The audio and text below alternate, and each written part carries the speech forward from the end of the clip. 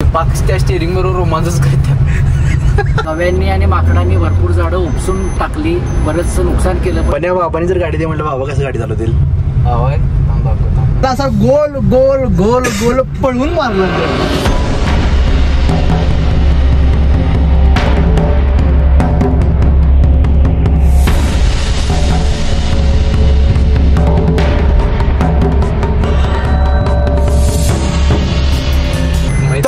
Public काय काय तुमच्या सगळ्यांचं नवीन आपल्या एका ब्लॉग मध्ये स्वागत आहे. तर आता आम्ही चाललोय पन्हाळ्याला. कशा चाललोय? पाणी घालायला झाडांना. पन्हाळ्याला कशाला पाणी घालायला चालायचं? झाडांना पाणी घालायला जायचं. कुठल्या झाडांना पाण्याला चालायचं? नारळाचं आहे. तुमची झाडं कुठली कुठली? आंबा. हा, कुठं लावलाय झाड? पन्हाळ्यातल्या का झाडांना पाणी घालायला लावत जाता तुम्ही? पन्हाळा. पाऊस पडतोय की तुम्ही कशा चालायचा? आमची झाडं आहेत, जवळजवळ 35 झाडं लावली होती. नव्यांनी आणि माकडांनी भरपूर झाडं उपसून टाकली, बरंच नुकसान केलं. पण तरी पण एकूण 22 झाड अजून शिल्लक आहे. त्याच्यामध्ये ह्याचं सिंगापुरी नारळ आहेत जवळजवळ 14, चिक्कू आहेत, आंबा आहे. आणि आता उन्हाळ्याचे दिवस आहेत, पाणी घालायला पाहिजे. दर 15 दिवसांना मी पाणी घालायला जातो. त्यामुळे आता मी पाणी घालायला सहकुटुंब सहपरिवार चाललो. तू रे नाही पाणी घालायचं कशाला? कशाला कशाला घालतात झाडांना? झाडे लावा, झाडे जगवा.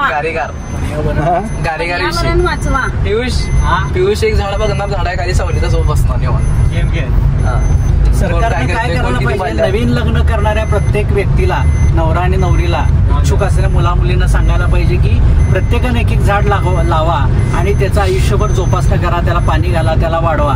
तर किती हिरवळ होईल नाही? सरकार एक झाड रोडताना शांत बसतंय आणि एवढं मोठं कधी राबवणार का ते? राबवायला पाहिजे थोडा. खरं पियुषनं पन्हाळ्याला ठेका घेतलाय. गाईड आहे पन्हाळ्याचा पियुष. काय सांगाल? होय, मला आता झालं. होय. मी काय करतो माहिती काय, जाते सगळ्यांना घेऊन वरती आणि मला हे माहित आहे. चला दादा माहिती 200 रुपये माहिती. 200 रुपये माहिती सांगतो एक गोष्ट. कोणाकोणाला घेऊन घेतलास? कोणाला घेऊन घेतला? कोणाकोणाला? उस्मानाबाद विषय. तो विषय तुझा कुठला विषय रे? कुठला रे देऊ? अरे मी उस्मानाबाद विषय पियुषचा. अरे मी साधं कॉलेजला गाडी घेऊन जात नाही. मध्ये जरा पण जरा ऍक्सेस घेऊन जाऊ. काय काल पण घेऊन गेलता, पॉम पॉम करत गेलता आरके नगर रोडला. मला सांगितलं याला आणायचंय म्हणून चावी घेऊन जा. हे पण प्रकरण लवकर येणार आहे बाहेर उघडकीस. आता हे आदेश सोडा. हे प्रकरण लवकर उघडकीस. पियुष हुशार मुलगा आहे, घरातली सर्व कामे तो करतो. काम सगळे कामे घरातली करतो, बाहेर आई पेढा खातो. वडिलांना मदत करतो. घरात काम करते, बाहेर पेढा खाते. भांडीवाल्या यांच्या कॉलेजमध्ये कुठला तर कार्यक्रम होता मला, तिथे गेला आणि भांडीवाल्याच्या इथं तो फोन पडला. आता भांडीवाल्याच्या इथं कुठला गेलता येऊ फोन टाकायला. आणि ते बॅरल पडलाय सांगतोय. सेंड ऑफ कुठे? बॅरलकडे कसं जायचं? पण या बाबांनी जर गाडी दे म्हटलं बाबा कसं गाडी चालवतील?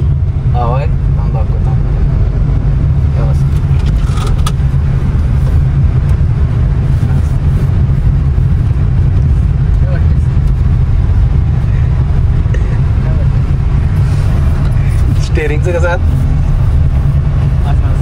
त्या स्टेरिंग बरोबर रोमांचच करतात. माझ्या नवऱ्याची अशी चेष्टा करू नका. त्याच्या इतकं चांगली गाडी कोणी चालवत नाही. नवरा सुरक्षिततेच्या दृष्टीनं मी गाडी चालवणं ते बरोबर आहे. कसं डायरेक्ट मारू नको. त्यांनी खेळायला शिकवलं, त्यांना सांगितलं.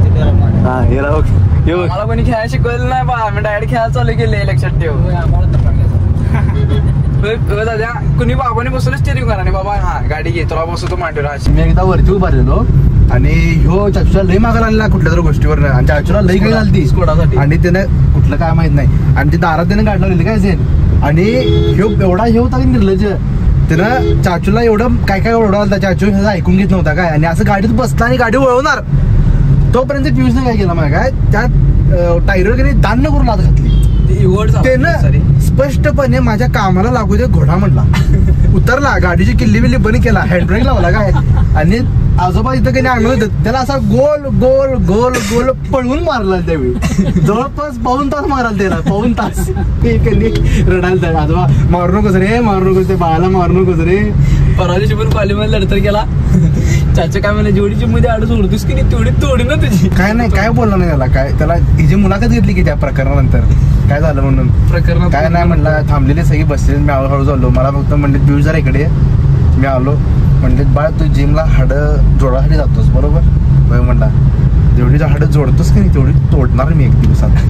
कोण कोणाला म्हणलं परत चाचू परत नाद करायचा नाही माझ्यासमोर. मम्मीनं त्याच्या काय वरनं आणायला सांगितलं की तोच येतोय. एक कांदा मागायला वर येतो तो 14 जिने चढून येतो वरती आणि 14 जिने खाली सोडून जातो.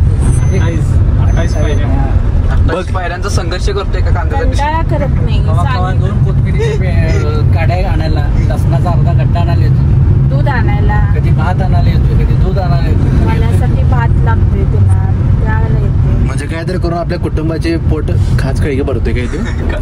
मदत करते.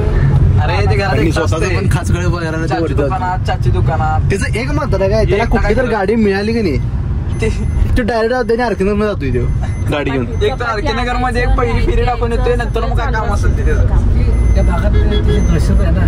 जाऊन आपलं दिवसाला जरा फिरून येते एक फेरी टाकून येतोय. भागात काय चाललंय वरती आरकेनगर मध्ये भागात काय चाललंय. मी आहे इथं. लोकं ते आता मी अजून आहे ते दाखवते वर. बॉडी झाल्या ना त्याची.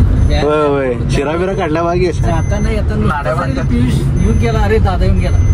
अरे बाई. ते नाही दादा येऊन गेला. त्याच्या फोटोला त्या कमेंट आहेत आता बघितल्यावर. त्या फोटोला कमेंट आता भाई म्हणून बाई येऊन गेले, बाई. भाई. आणि अजूनही कमेंट आहे पियुष अण्णा. पियुष अण्णा. अण्णाही ते होता कॉलेजवरती. असं असते.